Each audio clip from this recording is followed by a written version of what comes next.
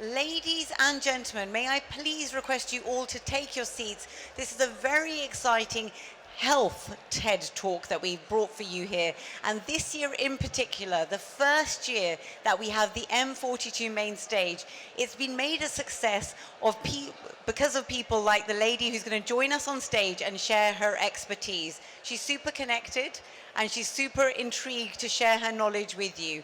AI innovation in Lymphoedema journey. And to bring us up to speed with this, we've got Dr. Nala El-Masuri, who's the head of plastic and reconstructive surgery and dermatology department at HealthPoint Hospital, Danat El Emirat, Mubadala Health Dubai, and M42. Now, Dr. Nala, before we begin, you have many other illustrious titles. Oh, yes. I'm going to get you to share them because I can be standing here reading them out all day, but please do. So you're the founder of? The founder of Emirates Lymphoedema Framework in the UAE, and it's the first framework across the region in the Middle East. And also the strategic planning? The strategic planning for Emirates Medical Association, and the chairperson for the cultural committee of Emirates Plastic Surgery Society, and recently director of the Emirates Plastic Surgery Residency Program in the UAE. Wow, ladies and gentlemen, please give her a big round of applause. Thank you. I had to emphasize that. You are a very humble and modest person. Thank you so much. But when we were speaking off stage, I thought, wow, that's such intellect, expertise, and you are really a beacon for the UAE and the international collaboration. Thank you. And you say that word much more better than I do. It is lymphedema for everyone. It is lymphedema, and we have something else called lipedema that we will go through it through the presentation. And this is why we need the experts on stage. Dr. Nala, I'm going to give you a handshake because it's been a pleasure to introduce you. We're really excited to have you here. The stage is yours. Thank you so much. So it's a privilege and an honor for me to be here under the umbrella of M42 as a member of this family. I would like to talk today about the AI innovation in lymphedema. Before we start, it's important to know exactly what is lymphedema. What is the... Can we go back on the slide, please? Back on the slide. So what is lymphedema and what is the lymphatic system to reach to the understanding of lymphedema? The lymphatic system is part of the circulatory system in our body, and it consists of a huge network that is connected to each other. We have the lymphatic vessels, and these little tiny vessels are connected to each other through the lymph nodes. These lymph nodes also connected to the main organs in our body, such as the spleen and the thymus and the tonsils. The function of the lymphatic system is to drain the excessive fluid that exists in between our cells and take it through the lymphatic system or the lymphatic vessels, and from there all the way to the lymph nodes. So what happens in the lymph nodes? This lymphatic fluid gets filtered in our lymph nodes, which act as an immune system for us as well. From there, it comes back to our circulatory system through the venous system. So what happens when the lymphatic system is not working, or what happens if the lymph node is damaged? This is take us to the next slide that says lymphedema can cause chronic obstructive progressive disease, that is accumulation of this lymphatic fluid in the lymph, and then the swelling happens, and if it is not controlled, this will of course definitely will affect the quality of life of this person. Then we need to understand what are the causes of this damage. Why does it happen? It is either because of primary lymphedema, which is due to genetic mutation, such as when the child is born, or when they are after the age of 2, or when they are after the age of 35. In the same time, there is something else called secondary lymphedema, which can be caused by infections such as filariasis infection, or the recurrent cellulitis or lymphangitis that happens because of it, or it is related to cancer treatment or the cancer surgery related procedures, such as lymph node procedures, excisions, or breast cancer, uterine cancer, melanoma, and lymphoma. Sometimes the treatment of radiation can cause damage to the lymphatic system as well. Unfortunately, in the cosmetic field, Also, liposuction or thigh lift or brachioplasty can cause also damage to the lymphatic system, but not to the lymph nodes. So at HealthPoint, alhamdulillah, we have created a multidisciplinary team approach to treat this disease. We have consisted of the consultation, also the AI modification that we brought into HealthPoint to help us to find the appropriate diagnosis of this, along with the physiotherapy, with the dietitian, with the psychotherapy support, wound care, as well as dermatology and radiography. So this, with the modality of the AI, help us to put the pathway of a treatment of the lymphedema. Is it conservative management or is it surgical management? And then when we talk about surgical management, of course, we need something, AI, that help us to create these images for the surgeon to understand how does the lymphatic system look? Where are the lymph nodes? Where is this damage? How can I tailor each treatment according to the patient? In the past, if we look at this slide, so in the past, the circumference of the limb was taken manually. So the nurse or the therapist will be taking these every 4 centimeters. Imagine if this nurse was not there, another one replacing her. So the initial point to measure the first circumference, if it changes by 1 centimeter, it means all the measurements are wrong. With the advances of the AI, we have the pyrometer, which measures the circumference every half centimeter. The other technology is the bioimpedance. We need to know how much water in our limbs. How much is it in the left side and the right side? Where is the disease exactly? So the bioimpedance will measure the water in our body. In the same time, it will measure for us how much fat do we have. Is this patient having lymphedema, which is water, or is it lipedema, which is fat, or is it just obesity? From there, we send the patient for the, this is the title wrong. We send the patient for the lymphoscintigraphy. Lymphoscintigraphy is done with nuclear medicine with the aid of the AI. So we inject a specific dye in between the web space, and then this is translated into this image. In this image, we can see the lymphatic system is working, the lymph nodes are there. This picture, it shows us there is absence of the lymphatic system. And in here, we can see there is dermal backflow, and the lymph node exists. So what is the difference between this and this one? This one is someone who has genetic problem. The lymphatic system are not working, and it's not there. But in this system, yes, there is lymphatic system, but something happened. We don't know what it is. And in this system, we don't know where is exact obstruction or the damage that happened to the patient. So this takes us to the next step.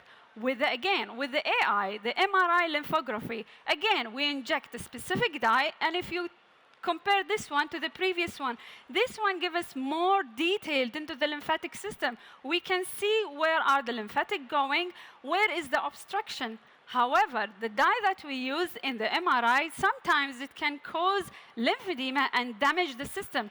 So now we are stuck. We need the help of the AI. What can the AI do for us?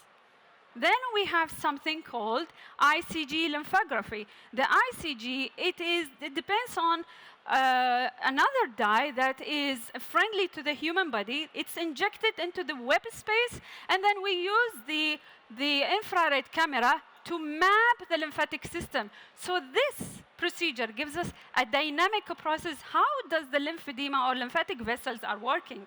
It is not just a picture. It's a dynamic process, which is far much better. And we can do this in the outpatient clinic, and we can do this also in the operating room. So from this, we can understand the AI help us to stage the lymphedema as well. Is it linear pattern with the ICG? Is it splash pattern? Is it stardust or is it diffused? In this category, we know, is it reversible or not reversible? And by this, I can say this patient is a candidate for surgical intervention or maybe not. Maybe he is just for conservative management. This way will improve also the outcome of this strategy. As I said before, the AI and all these technologies we have mentioned before, starting from the clinical assessment with the pyrometer and bioimpedance, ICG lymphography, lymphoscintigraphy, MRI, will help us to see, is it functional lymphatic system or is it not? If it is not functional, it is ablative, like lymphatic sparing or Charles procedure, where we just chop and remove this excess tissue, fibrous tissue. But on the other hand, to improve the quality of life of this patient and give them hope, we are talking about lymphovenous anastomosis, lymph node transfer, lymph node venous anastomosis, if the axilla is impaired. If it is not impaired, then we do LVA. So in here, now we know how did the AI help us to diagnose and to put the pathway and to know is it surgical or it is not surgical. Once we approach the stage of the surgical, what is next? Next is we need to understand this lymphatic system to get to the surgical approach. We have to understand the lymphatic vessels are very superficial. So this is the skin, this is the epidermis, and they are very superficial. And this is the network of the lymphatic vessels. When they collect the lymph fluid, they go from the pre-collectors into the main channel of the lymphatic vessels. From there, this is the first we need to know, that they are very superficial. Number two, we need to understand what is the size of these vessels. They are very tiny, very tiny.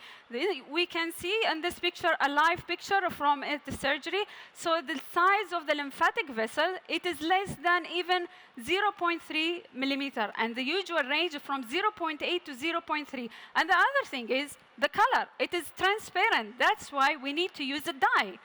Not only the dye, but also the infrared camera with it. The third thing is we need to understand that this lymphatic vessel has a direction. There is efferent and efferent. So if I mistakenly connected this one to the other side, I may make the lymphedema worse because the drainage is the opposite way. So when we decide to do lymphovenous anastomosis, like we can see in this illustration, it is superficial. We need to find the lymphatic vessel and bypass it with the venous system. This way, we are bypassing the obstruction if it is up here. So in my presentation, I will only focus on lymphovenous bypass. I'm not talking about lymph node transfer or lymph node bypass or the other ablative procedures. So now we know that it is superficial. It's transparent, they are tiny, and there is a specific direction for the lymphatic vessels. So how do we do it in reality? I wish if it was like in the picture, easy peasy, but in reality, no. We start with finding the vein with the aid of the AI using the vein viewer. Next is to use the ICG lymphography by injecting the ICG dye in between the finger. This is a case of upper extremity lymphedema for a patient who had breast cancer treated with excision, lymph node axillary dissection, and radiation. So we inject the dye, and then we use the infrared camera, as we can see here, the infrared camera, and it will give us a dynamic pathway of the lymphatic vessels. Once we did this, now I have to decide where am I going to make my cut, where am I going to do the anastomosis. So it is the maximum point of intersection between the venous system and the lymphatic system, because we cannot stretch them too much. Once we did this, now I need to know the quality of my lymphatic vessels, because lymphedema sometimes, if it is chronic, the lymphatic vessels can get sclerosis or fibrosis. Some of them may not work. So we use the high-definition ultrasound technology to know which one is the best lymphatic vessel that we will use for the anastomosis. Once we did this, now we know they are very tiny. So how am I going to visualize and see and do the anastomosis? In this case, we call it super microsurgery. And of course, we will use the microscope that gives us the best magnification. Again, at Health Point, we have the best microscope in the region, that is Mitaka house-side video microscope. It gives us 110 magnification with 8:1 ratio of zoom ratio. So this gives us a high rate of visualization, ag magnification for the lymphatic vessel. And this device also comes with fluorescence imaging. So when I inject the dye, I can see it again after opening the skin. So once we are done, we find our vessel, the lymphatic, and the venous system. We do the anastomosis. Is it done? No, we have to make sure our anastomosis is still working. So the next is to use the integrated microscope with the fluorescence. We use the fluorescence to check the flow of the ICG again. And we can see here the ICG flowing. So this means my anastomosis is working. So this is hands up for us. Once we are done the lymphovenous anastomosis, the patient will have the bandaging. And usually when I do this, these are my colleagues from the physiotherapy team. As I said, it is multidisciplinary team approach. It's not one person doing the job. So I call my physiotherapy team in the OR, and they apply the bandage for us. And one more note, because it's a very new thing, not all the nurses, they know about this one, so I always write my notes on the bandage of the patient. Please call me before changing the dressing, because the incision is very tiny, very small, a little flick of the hand, it can damage my anastomosis. So the surgeon to be on spot on the day where the dressing needs to be changed is very important. Once we are done, we come to the conclusion. So what is the conclusion? The conclusion is, lymphedema is a chronic progressive disease. With the AI technology and the advancements, we are giving the patient hope for a treatment, but it is not curable. We are trying to improve the quality of life for the patients by reducing this inflammation process, reducing the size, making sure the patient gets into mobility, integrate into society, as well as reduce the burden on the patient psychologically and emotionally, and as well as the burden on the healthcare system and the family as well. So what is next, AI? What is next? The next is robotic super microsurgery, and hopefully we will find this in the next year, Arab Health, because we will have it at Health Point. Thank you so much. Questions? Thank you, Dr. Nahla, for this wonderful presentation. You're welcome. I have a question about patient with genetic disorder, Yes. which cause this kind of problem. What is the response to surgery for those patients? Okay, so when we have a pediatric patient, we need to know, is it the lymph node absence? Is it the lymphatic vessels absence? Is it the whole system absence? When did it happen? At birth, or after the age of 2, or after the age of 35? Because sometimes also congenital anomaly can have the symptoms afterwards, after the adult age. So with all the investigation, if the lymph node is there, and the lymphatic vessel is there, we can do lymphovenous bypass or lymph node bypass. This gives us a positive result of about 40 to 50% chances to improve the circulation. But it's very important to include the patient in the treatment and the family to tell them this is not the curable disease. It is a progressive disease, so they need continuity of a treatment all the time.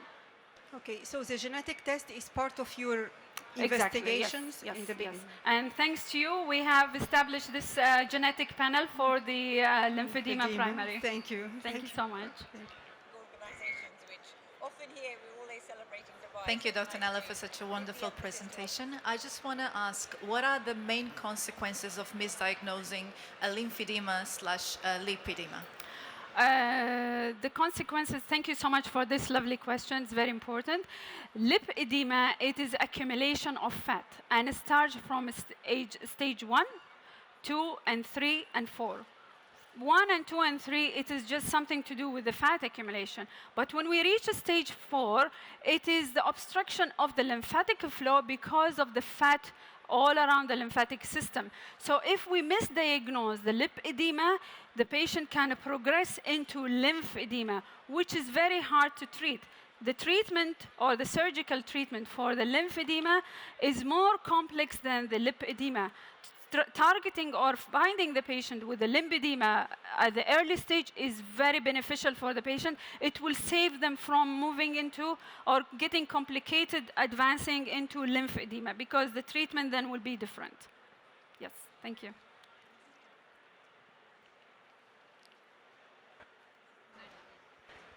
Thank you, Dr. Nahla. You're Maybe welcome. a small question for you.